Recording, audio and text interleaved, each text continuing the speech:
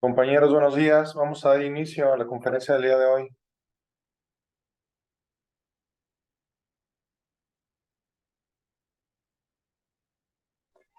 Buenos días, maestro Rafael. Buenos días, maestra Laura.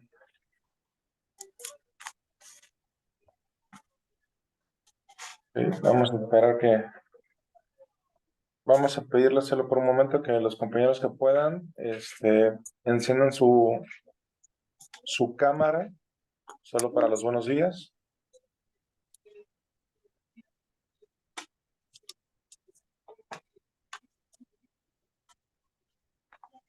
Y esperemos que el doctor se conecte. Ok, gracias. Buen día, Rafa. Buen día. Doctor, ¿ya se encuentra usted? Sí. Sí, amigo, ya estoy.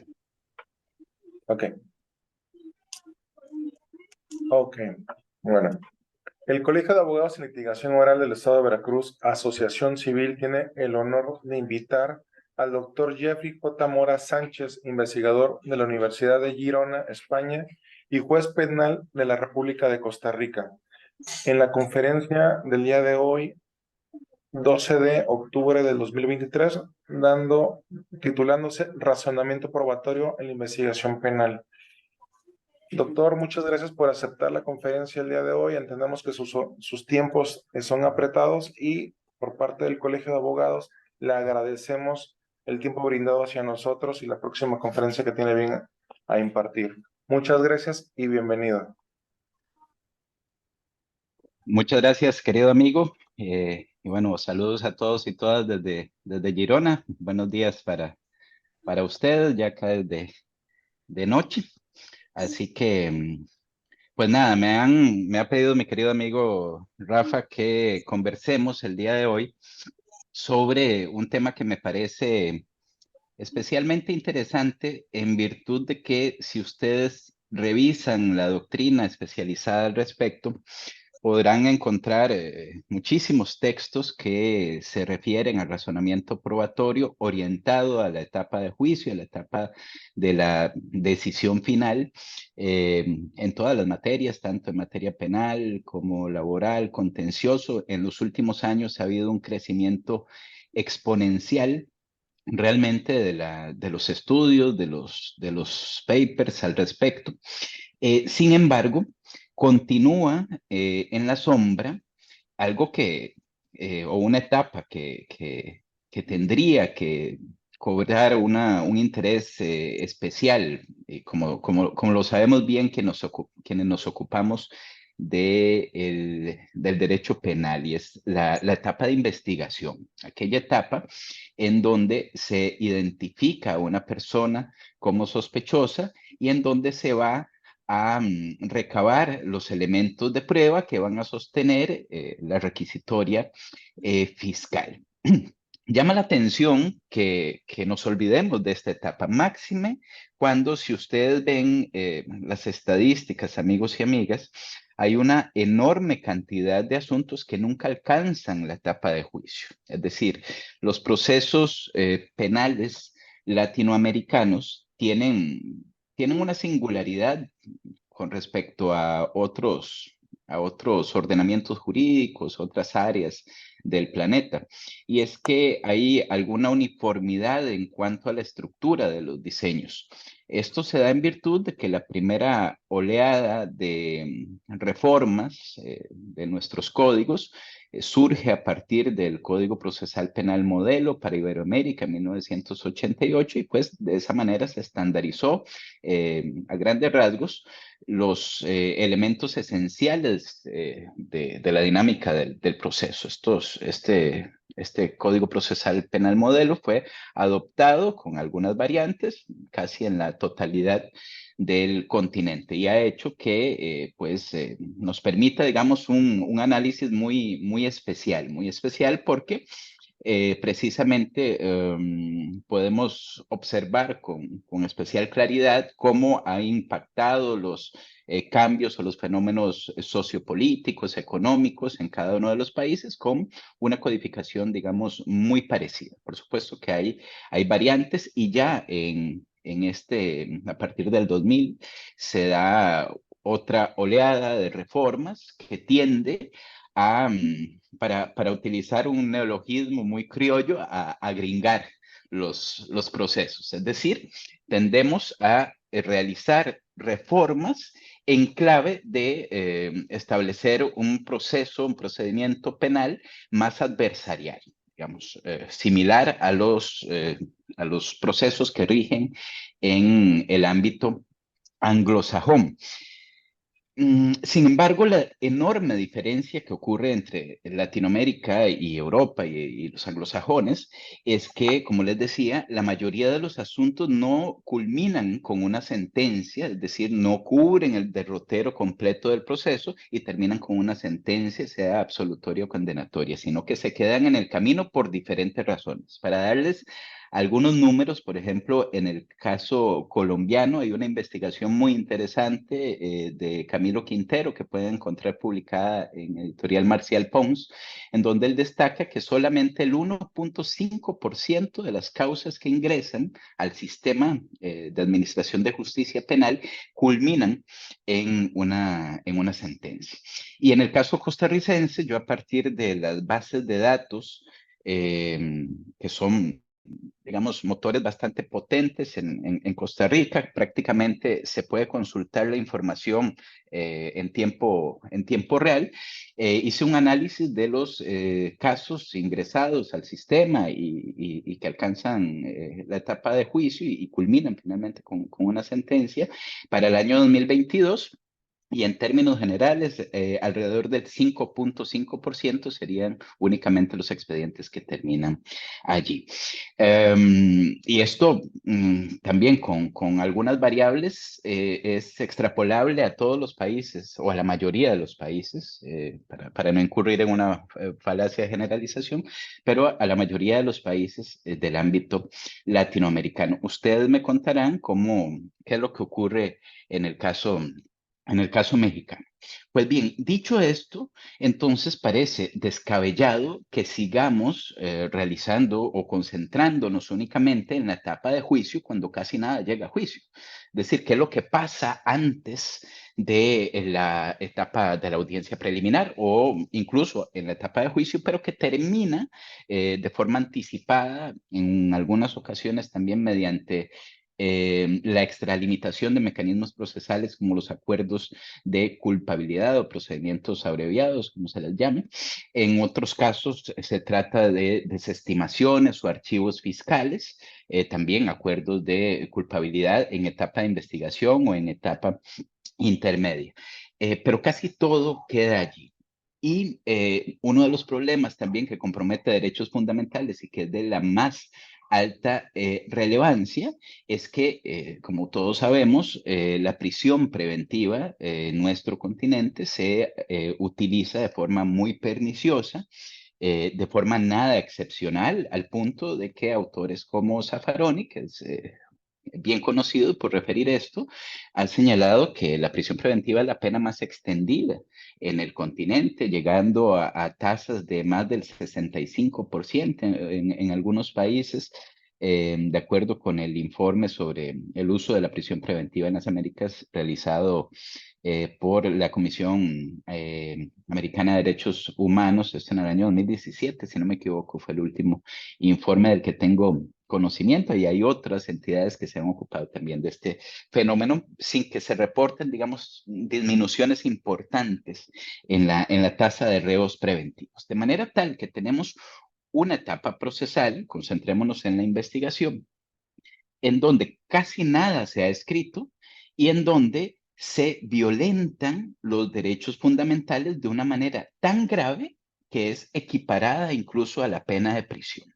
Entonces, esto debería llamarnos muchísimo la atención. ¿Por qué no se escribe sobre esto? ¿Qué pasa con el razonamiento probatorio que está mentado en los últimos años en la etapa de investigación? Es que no se ejerce, es que el juez no debe ocuparse de un razonamiento, de realizar una inferencia de forma correcta, pero no solo el juez, estamos hablando también de las partes, de los fiscales, cuando ejecutan por sí mismos en los casos que no hay control jurisdiccional, un acto intrusivo de derechos fundamentales, o en los casos en que inclusive la policía administrativa o judicial también lo hace, no debe realizar un proceso similar al que realiza el juez o jueza a la hora de dictar una sentencia final. Desde mi óptica, y acá les voy a hablar de algunas inquietudes que han surgido en el seno de la investigación que estoy realizando precisamente acá en Girona sobre los errores presentes en la etapa de investigación. Así que más que alguna solución, les voy a presentar una serie de dudas que estoy tratando de analizar y resolver, pero que espero que ustedes se sientan identificados también. Bueno, lo espero desde una perspectiva, digamos, descriptiva. No quisiera que se sintieran identificados con estos problemas, ¿verdad? Ojalá los sistemas fueran distintos, pero desgraciadamente me parece que va a haber muchas coincidencias. Bueno. El punto es que hay muy poco. Cuando me he ocupado de esta investigación, me he encontrado prácticamente nada sobre investigación penal y prueba. Es decir, hay muchos libros, muchos textos que se ocupan de la etapa de investigación, pero desde una perspectiva, digamos, del derecho de prueba, como esta distinción entre razonamiento probatorio y derecho probatorio, ¿verdad? Estos textos se ocupan de la parte, digamos, positiva, de cómo está regulado, cómo funcionan nuestras administraciones de justicia de conformidad con cierto código específico. Muy bien, entonces nos analizan las normas existentes que ha dicho la jurisprudencia, algunas críticas, etcétera, pero siempre desde el derecho positivo, no desde el punto de vista del razonamiento probatorio. Entonces, una de las preguntas iniciales que parten también de un concepto que me interesa que lo tengan en mente, que es el de el razonamiento abductivo. El razonamiento abductivo se dice que estos son estudios muy antiguos de un tipo que se llama Charles Peirce. Peirce hasta hoy en día se utiliza en todos los estudios que conozco sobre abducción y básicamente él identificó un mecanismo de razonamiento distinto a la inducción y a la deducción. Este tema hoy se debate todavía si hay diferencias significativas entre la abducción y la inducción. No nos vamos a meter en estos aspectos técnicos que son muy interesantes, pero que tampoco da tiempo en esta breve sesión que tenemos el día de hoy. Lo importante es, y haciendo uso también del vocabulario de Peirce, es que cuando ocurre un hecho sorprendente, le decía, lo llamaba él, como por ejemplo un homicidio. Esto es un hecho que, digamos, es disruptivo de la vida cotidiana. Muy bien, entonces allí las autoridades policiales en un primer momento y posteriormente el Ministerio Público va a tener contacto con un escenario del delito y va a tener que empezar a realizar algunas conjeturas. Entonces, este momento de las conjeturas es a lo que se le llama o en donde se utiliza el razonamiento abductivo. Muy bien, esto parece muy simple, pero tiene una relevancia enorme porque desde Peirce hay una, digamos, discusión en cuanto a si puede establecerse cierta estructura de razonamiento que sea deseable. Es decir, cuando yo llego ante un hecho sorprendente como el que les decía, ¿qué es lo primero que hago? Hay un mecanismo que me permita, hay alguna estructura de razonamiento que a mí me permita generar mejores hipótesis sobre lo que ocurrió. Pareciera intuitivamente que existen buenas hipótesis y malas hipótesis, ¿verdad? Las buenas hipótesis, como aquellas de las clásicas, que se reflejan en las clásicas novelas de este tipo, de detectives como de Conan Doyle, por ejemplo, y las malas hipótesis como de las que están plagadas también la literatura latinoamericana. Se me viene a la mente, por ejemplo, Roberto Bolaño, que se ocupó en algún texto muy interesante de los asesinatos de Sonora en México precisamente. Es decir, hay una diferencia que nosotros podemos sentir en la manera en que se ejecutan las investigaciones a partir de ese primer momento. Pero bueno, de allí a que podamos estructurar algún tipo de razonamiento o dar consejos o recomendaciones desde este punto de vista para establecer mejores investigaciones, hay un larguísimo trecho. Todavía para mí es una incógnita si esto es posible. Autoras como Marina Gascón Avellán, que es una autoridad en materia de razonamiento probatorio, es partidaria de una posición en donde realmente la abducción es muy similar a la inducción, no valdría la pena utilizar siquiera este vocablo, pero sí admite que puede haber cierta dinámica del descubrimiento que permita generar eventualmente mejores hipótesis. Y esto, le reitero, amigos y amigas, es de la más alta relevancia, puesto que muchas veces lo que se construye en estos primeros momentos va a ser fundamental, va a ser esencial y va a ser lapidario para el curso del procedimiento. Porque empiezan los sesgos y ya toda una dinámica en la que está imbuida el proceso penal con presión mediática, presión política, etcétera, de lo que se ha ocupado, entre otras áreas del conocimiento de la psicología del testimonio, que pueden enturbiar y que pueden hacer que ya no sea susceptible de corrección en el futuro con un descalabro de los derechos o de la protección de los derechos fundamentales de los individuos que han sido señalados, que han sido seleccionados por la policía y por el Ministerio Público. Muy bien. Entonces, en primer lugar, uno de los puntos claros acá, el primer punto, el primer escollo quizá es, vamos a ver, hay que ocuparse desde la doctrina de estos momentos iniciales. Esto es absolutamente vital.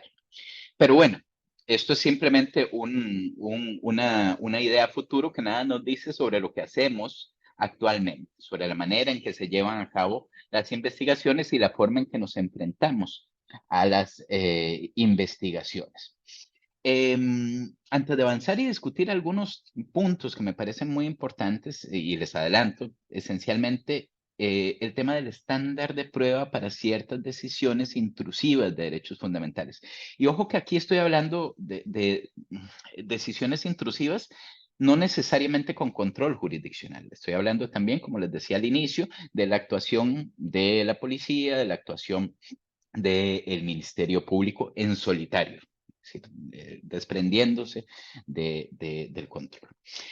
Pero yo creo que tenemos que, para entender bien de qué se trata este fenómeno, cuáles son las razones de lo que está ocurriendo, de lo que ha ocurrido desde hace mucho en Latinoamérica, es ver algunas posibles causas. Y sobre esto ya hay también muchísima doctrina que se ha ocupado al respecto. Yo creo que independientemente que hay más motivos que se pueden explorar, quisiera comentarles únicamente dos.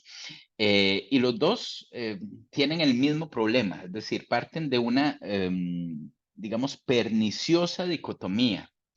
El primero se trata de los fines atribuidos a las penas y el segundo a la estructura propia del proceso penal. Ustedes verán que en la mayoría de los ordenamientos jurídicos nosotros hemos abrazado una, digamos, teorías, las llamadas teorías relativas de la pena, que incluyen, por supuesto, la resocialización, etcétera, etcétera. Muy bien. Mientras que se ha satanizado al mismo tiempo las teorías absolutas, la teoría, digamos, que ve el castigo como un fin en sí mismo. El problema de esto es que oculta una enorme cantidad de problemas y potencia, digamos, distorsiones en la forma en que nosotros vemos y funcionamos dentro del proceso penal como actores, es decir, como fiscales, como jueces, como defensores.